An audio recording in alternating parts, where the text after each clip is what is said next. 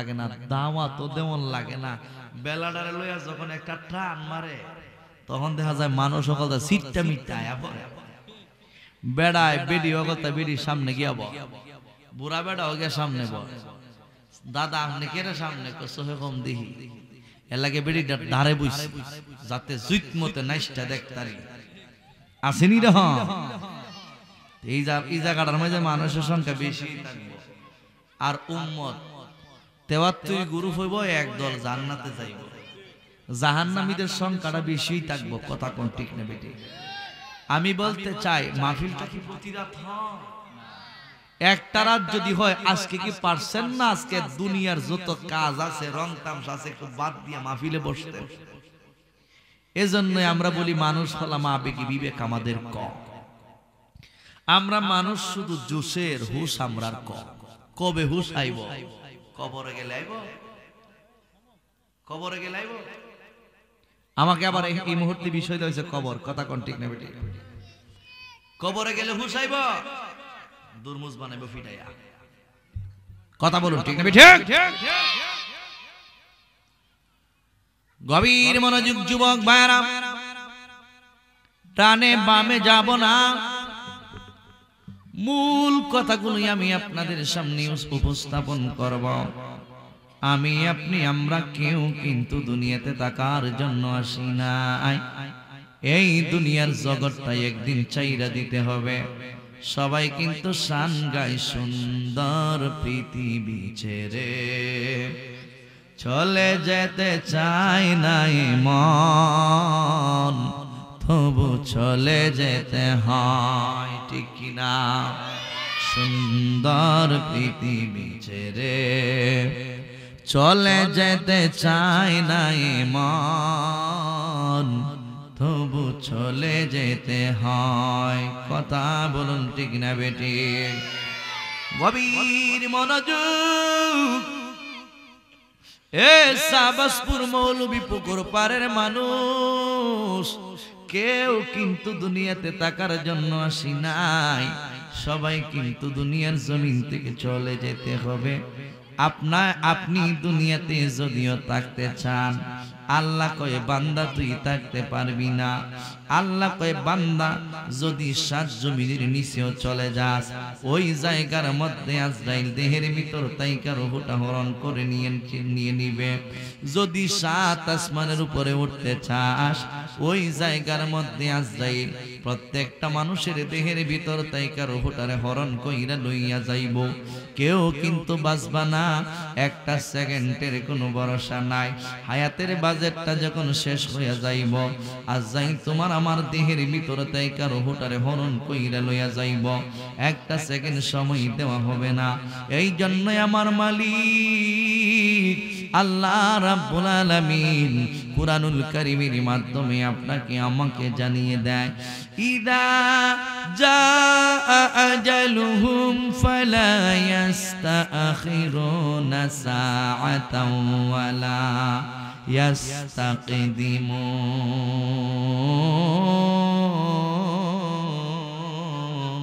ইস্তাকদিমুন।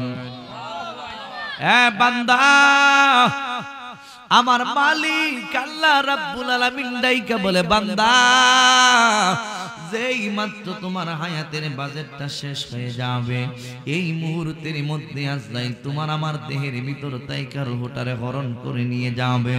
যেই সময় তোমার শেষ হইয়া যাইব, ওই সময় তোমার রূহটারে নিয়ে যাওয়া হইব। যেই মুহূর্তের মধ্যে তোমার সময় শেষ, একটা সেকেন্ড আগ পিছ করা হবে না। তোমার দেহের ভিতর তাইকা রূহটারে হরণ করে নিয়ে যাওয়া হইব। বন্ধুরি, যেহেতু দুনিয়ার জমিন তাইকা চইলা যাইব বাস্তব, তাহলে ওই দুনিয়ার জমিনের মধ্যে তাইকা আমরা সবাই কবরের প্রস্তুতি নেওয়ার দরকার আছে কিনা নাই? আরো জবান খুলে বলুন, দরকার আছে কিনা নাই? যেই জায়গায় তোমার মরণ লেখা, ওই জায়গাতে তুমি মারা যাইবা, যেই সময় তোমার মরণ লেখা ওই জায়গার মধ্যে তুমি মারা যাইবা। এই জন্যই আমরা শান গাই, আমার মরণের কয়দিন আছে বাকি আমি জানিলাম না গো আল্লাহ, মরণের কতদিন বাকি, আমার মরণের কতদিন বাকি আমি জানিলাম না গো আল্লাহ, মরণের কতদিন বাকি।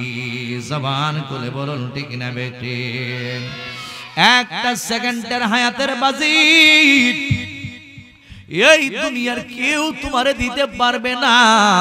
এখন যুবক তুমি চিন্তা ভাবনা কইরা চলো, কার সঙ্গে তুমি উঠা বসা করবা, কার সঙ্গে তুমি ভালোবাসা রাখবা, কার সঙ্গে তুমি মায়া মহব্বত রাখবা, কার সঙ্গে তুমি প্রেম করবা, কার সঙ্গে তুমি মহব্বত রাখবা।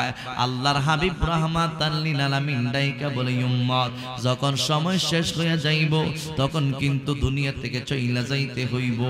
ওই মুহূর্তের মধ্যে টাকা পয়সা স্বর্ণ রূপা হীরা মণি মুক্তা দিও, তোমাকে একটা সেকেন্ড দুনিয়াতে রাখা যাবে না, তাহলে চলে যাইতে হইব। এইটাই হলো চিরবাস্তব। আজরাইল আলাইহিস সালাম কিন্তু প্রত্যেকটা মানুষের কাছে দৈনিক 3 বার আসি, কিন্তু কোনোদিন আজরাইলকে দেখি নাই। আজরাইল আলাইহিস সালামকে যদি জীবনে কোনোদিন একটা বার মানুষ দেখে, সাথে সাথে ওই মানুষটাকে বুঝতে হবে চলে যাওয়ার সময় হয়ে গেছে। ওই ভয়ঙ্কর সূরত লইয়া যেই মাত্র আজরাইল আলাইহিস সালাম তোমার আমার দিকে তাকাইব, তখন দেখা যাইব গারের রগ প্রত্যেকটা টাস টাস কইরা ছিঁড়া যাইতেছে।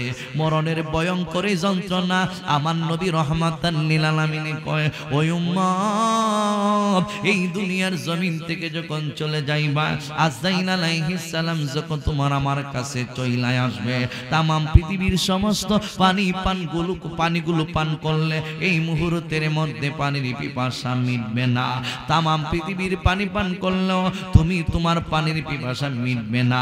ওই ভয়ঙ্কর আজরাইল যেমন তেমন ব্যক্তি না। আজরাইলের পা দুইটা হইল জমিনে, মাথা হইল আসমানের মধ্যে। আজরাইল আলাইহিস সালামকে আমার আল্লাহ এত বিশাল কইরা বানাইছে, ওই মাথার মধ্যে যদি পানিগুলো ডাইলা দেওয়া হয়, 7 সাগর 13 নদীর পানি, সমস্ত পানিগুলোকে যদি একত্রিত কইরা রে যুবক, ওই পানিগুলো আজরাইল আলাইহিস সালামের মাথার মধ্যে ঢেলে দেওয়া হয়, সমস্ত পানিগুলো আজরাইলের মাথার মধ্যে থাকবে, বিন্দু পরিমাণ পানি দুনিয়ার জমিনের মধ্যে পড়বে না। এত বিশালতা আজরাইলের। এই দুনিয়ার জমিনটা আজরাইল আলাইহিস সালামের সামনে প্র্যাকটিক্যাল আমি বুঝায়া নেই। এই দুনিয়ার জমিনটা মালাকুল মউত আজরাইলের সামনে একটা প্লেটের সমান। এই হলো একটা প্লেট, আমি হইলাম একটা মানুষ, আমি প্লেটের যেই দিকে ইচ্ছে ওই দিকে হাত বাড়াইতে পারি। এই প্লেটটার মতো গোটা জমিনটা আজরাইলের কাছে। আজরাইল যদি ইচ্ছে করে তামাম পৃথিবীর জমিনটাই গা হাজার হাজার লক্ষ লক্ষ মানুষ, কোটি কোটি মানুষের দেহের ভিতর তাইগা, একসাথে সমস্ত মানুষের দেহের ভিতর তাইগা রূহটারে হরণ কইরা নিতে পারে। তাহলে এবার গিয়া বুঝেন আজরাইলের কত ক্ষমতা। জোরে জোরে কি সুবহানাল্লাহ বলা যাবে না? আর জবানে খুলে বলুন আল্লাহু আকবার। এই জান্নাত যুবক, ও মুরব্বি বাবাজিরা গো, ওই মালাকুল মউত আজরাইল, ওই মালাকুল মউত আজরাইল আলাইহিস সালাম কিন্তু তোমার আমার সামনে আইব। বন্দরে আমার যখন সময় হইব তখন আইব, যখন হায়াত শেষ হয়ে যাবে তখন আজরাইল চলে আসবে। যুবক একটা সেকেন্ড এদিক সেদিক করা হবে না। আল্লাহর একজন প্রিয় পয়গম্বর, এই আলোচনাটা আমি প্রায় জায়গার মধ্যে বলি, ফুলাফান সাবধানে জায়গায় সাটি ভেঙে গেলাম, কই দিলাম। সুলাইমান নবী আল্লাহর একজন প্রিয় পয়গম্বর, যিনার নাম হলো হযরতে সুলাইমান আলাইহিস সালাম। ওই সুলাইমান আলাইহিস সালাম একদিন ওনার উম্মতদেরকে একসাথে লইয়া উনি দ্বীনের তালিম দিতেছেন। এই মুহূর্তের মধ্যে আল্লাহ রাব্বুল আলামিন ডাইকা বলে, আজরাইল ওই মানুষটার দুনিয়ার টাইম শেষ হয়ে গেল, ওই মানুষটা মারা যাইবে, কিন্তু ওই মানুষটা সুলাইমান পয়গম্বরের সামনে ওই মানুষটা কিন্তু মারা যাইব কোন জায়গায় তুমি শোনো, এই মানুষটা মারা যাইব চীন দেশের মধ্যে, তার মরণ লেখা চীন দেশ, কিন্তু এই মুহূর্তের মধ্যে লোকটা বৈশা রইছে সুলাইমান আলাইহিস সালামের সামনে। এ আমার মুরব্বী বাবা জিরাহারি, ও যুবকের দল, যখন শেষ হয়ে যাবে সুলাইমান পয়গাম্বর আর সুলাইমান পয়গাম্বরের সামনে ওই মানুষটার হায়াত শেষ হইব চীন দেশের মধ্যে, মানুষটার মরণ লেখা চীন দেশে, লোকটা বৈশা রইছে এই জায়গায়। এই মুহূর্তের মধ্যে আজরাইল আলাইহিস সালাম ওই মানুষটার তো রূহ হরণ করতে হইব চীন দেশের মধ্যে। এই লোকটা যখন সুলাইমান নবীর সামনে বৈশা রইছে, আজরাইল আলাইহিস সালাম ভয়ঙ্কর একটা সূরত লইয়া ওই লোকটার সামনে একটা নজর দিছে রে যুবক, যেই মাত্র একটা নজর দিছি, ভয়ঙ্কর একটা আকৃতি দইরা আজরাইল আলাইহিস সালাম যখন ভয়ঙ্কর একটা আকৃতি দইরা যখন ওই মানুষটার দিকে তাকাইল, এই মুহূর্তের মধ্যে ওই লোকটা ডাইকা বলে, হে আমার নবী সুলাইমান,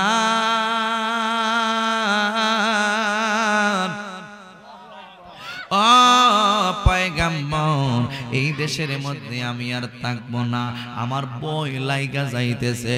কি জানি এমন একজন ভয়ঙ্কর ব্যক্তি আমি আমার চোখের সামনে দেখছি, যেই মাত্র ওনাকে একটা নজর দেখিলাম আমার মধ্যে ভয় লাইগা গেছে।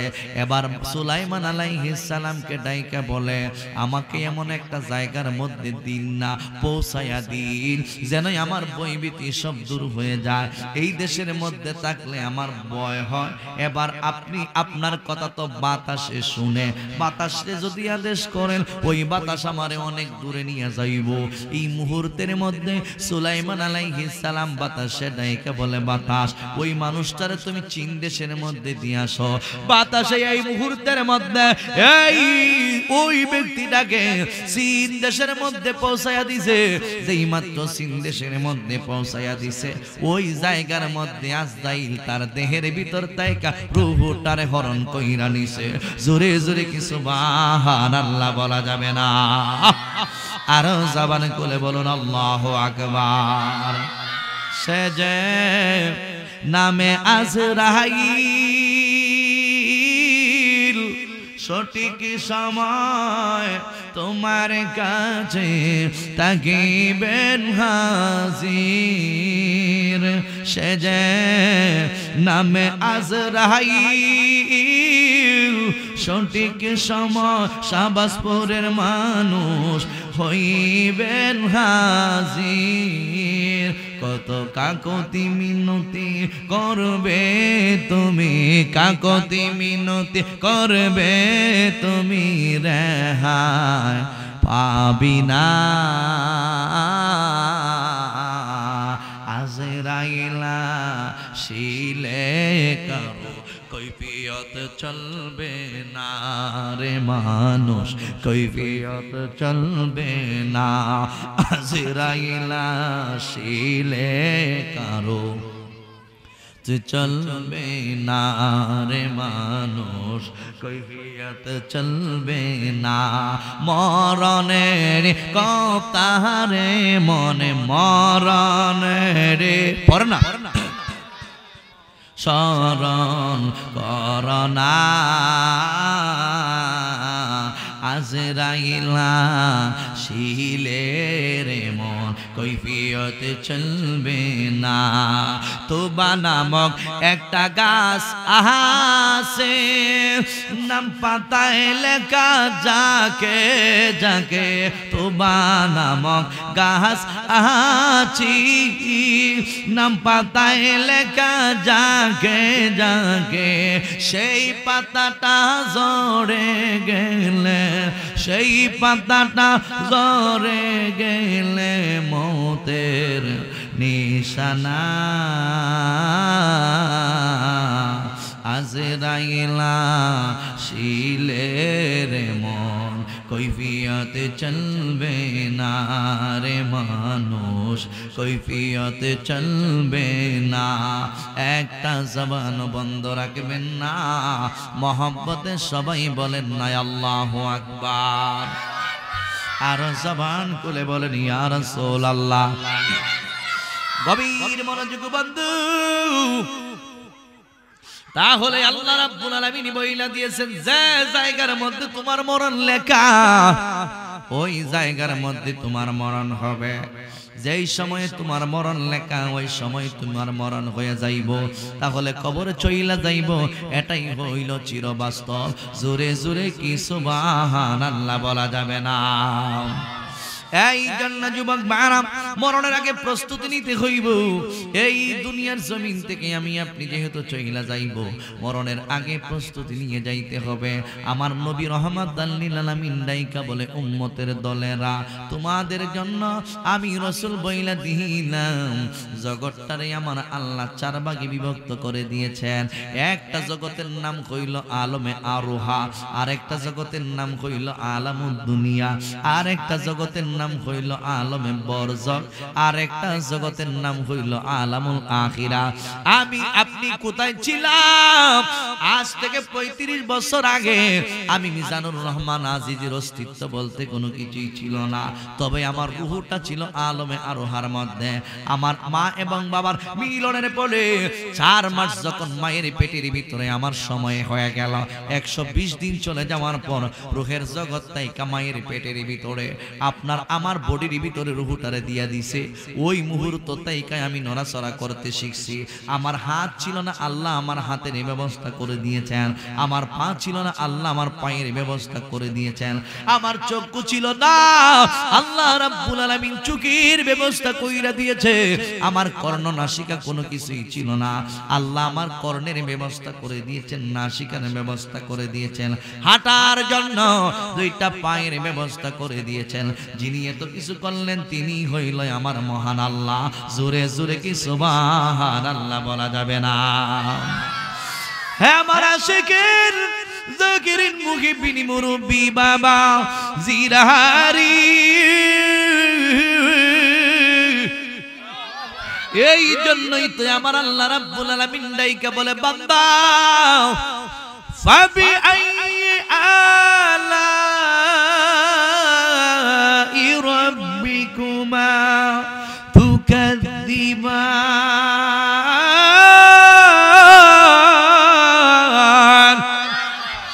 আল্লাহ রাব্বুল আলামিন ডাইকা বলে, বান্দা আমি যেই নিয়ামত দিয়া তোমারে দুনিয়াতে পাঠাইছি, আমি আল্লাহর কোন কোন নিয়ামতকে তুমি অস্বীকার করবা?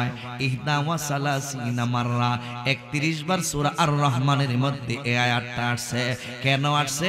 বারবার তাগিদ দিতেছে আমার আল্লাহ, কোন কোন আমি রব্বুল আলামিনের নিয়ামতকে তুমি অস্বীকার করবা, অর্থাৎ আল্লাহর নিয়ামতকে অস্বীকার করা যাবে না। আল্লাহ রাব্বুল আলামিন সূরা বাকারার মধ্যে বলে দিয়েছেন, লা ইন শাকারতুম লাযিদান্নাকুম। যা আমার আল্লাহ রাব্বুল আলামিন ডাইকা বলে, বান্দা আমি আল্লাহ যেই নিয়ামত দিয়ে তোমারে বানাইছি, এই নিয়ামতের শুকরিয়া যদি তুমি আদায় করো, আমি আল্লাহ তোমাদের নিয়ামত আরো বাড়াইয়া দিব। তোমার সম্পদ দিছি, সম্পদের শুকরিয়া আদায় করবা, আমি তোমার সম্পদ বাড়িয়ে দিব। যেইভাবে যেই নিয়ামত আমি আল্লাহ দিছি, ওই নিয়ামতের শুকরিয়া যদি আদায় করো, আমি তোমাদের নিয়ামত আরো বাড়াইয়া দেব।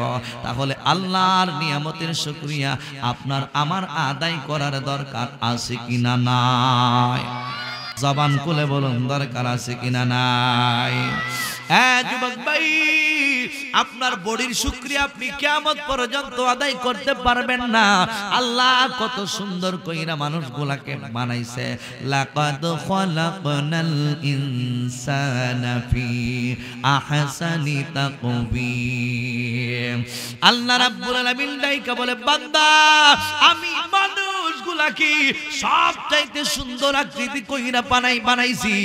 একজন মানুষের সঙ্গে আরেকজন মানুষের চেহারা মিলে না, আরেকজন মানুষের সঙ্গে আরেকজনের মানুষের চেহারা মিলে না। এক একটা মানুষ এক এক রকম। আল্লাহ রাব্বুল আলামিন এত সুন্দর কইরা বানাইছে। বান্দারি আমি আল্লাহ তোরে বানাইছি, তোর পিছনে আমি আল্লাহ সবকিছুই বানাইয়া রাইখা দিছি। আসমান বানাইলাম বান্দা তোর জন্য, জমিন বানাইলাম বান্দা তোর জন্য, আমি আল্লাহ আরশ কুরসি বানাইলাম বান্দা তোর জন্য। এ বান্দা আকাশ বাতাস তরুণতা যা কিছু আছে সবকিছুই বানাইছি বান্দা তোর জন্য।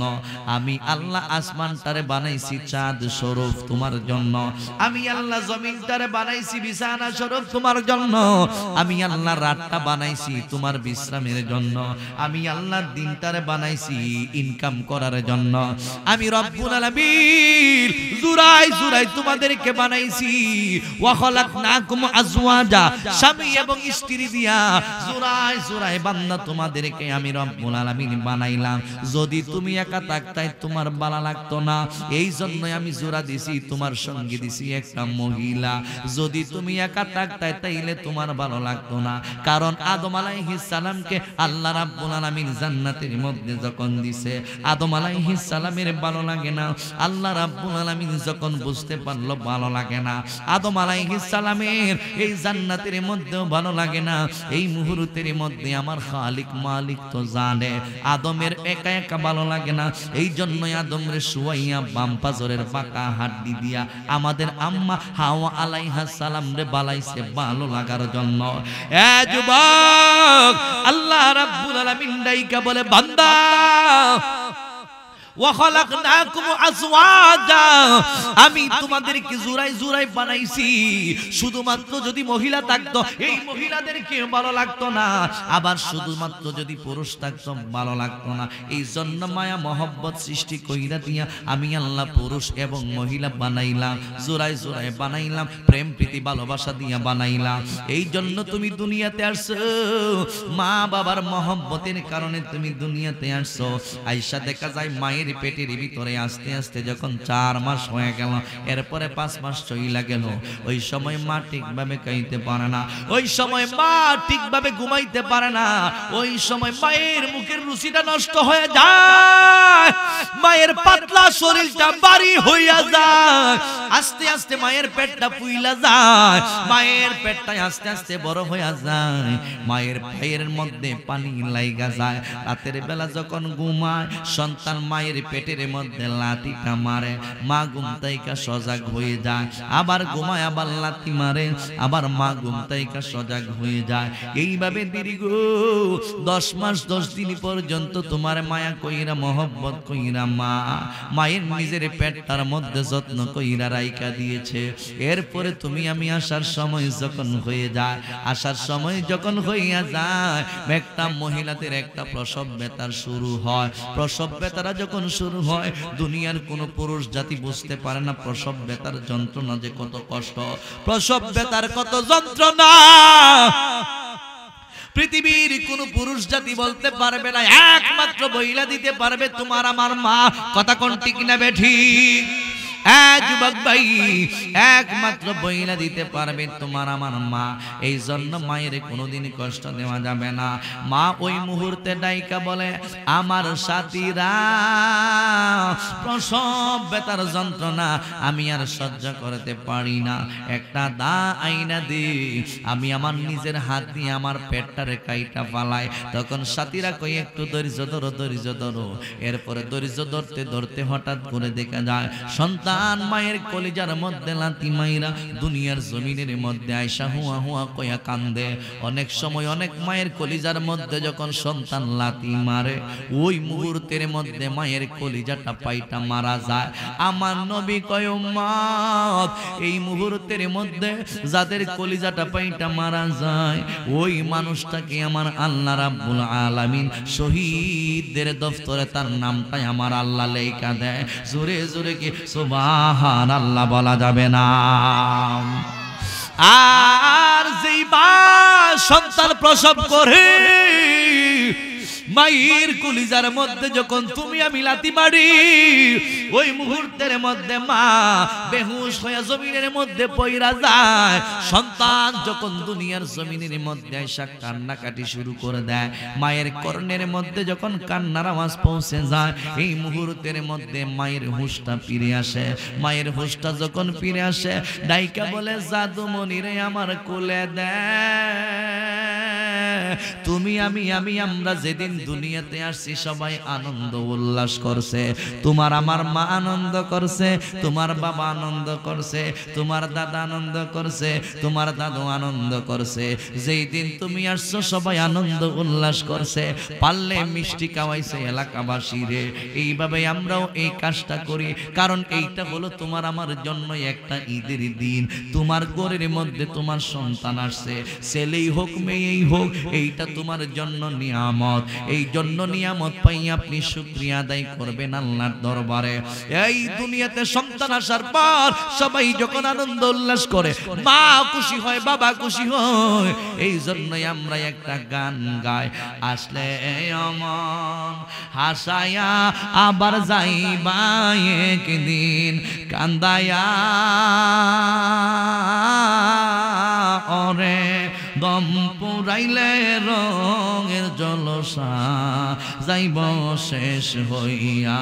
ওরে দম পুরাইলে রঙের জলসা যাইব শেষ হইয়া। আসলে অমন হাসায়া আবার যাইতে হবে কান্দায়া ওরে দম পুরাইলে রঙের জলসা যাইব শেষ হইয়া। ওরে দম পুরাইলে রঙের জলসা যাইব শেষ হইয়া। 14 পুরুষ যেতাই গেছে 3.5 হাত কবরেতে গো। 14 পুরুষ যেথাই গেছে 3.5 হাত মাটির নিচেতে যেতে হবে সবিচারে যেতে হবে। দোয়া কালিমা পড়িয়া হায়রে দোয়া কালিমা পড়িয়া ওরে দম পুরাইলে রঙের জলসা যাইব শেষ হইয়া। আসলে অমন হাসাইয়া আবার যাইবা একদিন কান্দায়া ওরে দম পুরাইলে রঙের জলসা যাইব শেষ হইয়া। একটা জবান বন্ধ রাখবেন না, মহব্বতের আওয়াজে সবাই বলেন না আল্লাহু আকবার। গভীর মনোযোগ বন্ধু, জাহান্নামের আগুন জ্বালানো হবে না, মাত্র আবু তালেবের 2টা পায়ের মধ্যে 2টা জাহান্নামের জুতা পরাইয়া দেওয়া হইব। ওই 2টা জুতা যখন পরাইয়া দেওয়া হবে, আবু তালেব কইব আমার মতন শাস্তি মনে হয় দুনিয়াতে আমার আল্লাহ কাউকে দেয় নাই, অথচ তার শাস্তিটা হইল সবচাইতে নিম্নমানের শাস্তি। জোরে জোরে বলুন ঠিক না বেঠিক? একমাত্র আমার নবীকে ভালোবাসার কারণে মাত্র 2টা জুতা পরাইয়া দেওয়া হইব। আর তুমি আমি যারা তোমাদের মধ্যে আমাদের মধ্যে যারা কাফের বেঈমান হয়ে মারা যাইব, তাদের ওয়াল বডির মধ্যে জাহান্নামের কালো আগুন লেলাইয়া দেওয়া হইব। কি হইবে ওই দিন তোমার আমার? এই জন্য সময়টারে কাজে লাগান।